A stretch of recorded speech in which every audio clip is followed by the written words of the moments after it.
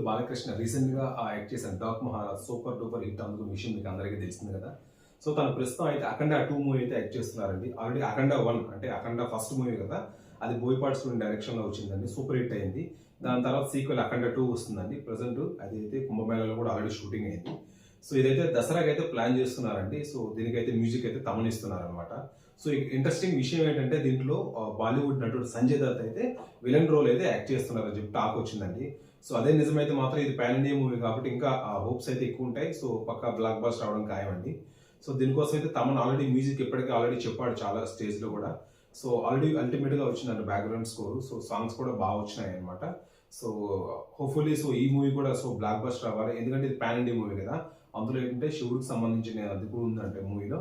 So చూద్దాం దసరాకి pan India మూవీగా వచ్చి సో బ్లాక్ బస్టర్ అందుకోవాలి.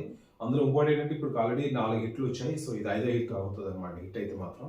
సో చూద్దామండి. సో అందరూ వెహికల్తో ఎదురు చూస్తున్నారు అనమాట, నందమూరి ఫ్యాన్స్ తో పాటు అందరు అభిమానులు అందరూ. సో అదండి విషయం. Thank you for watching.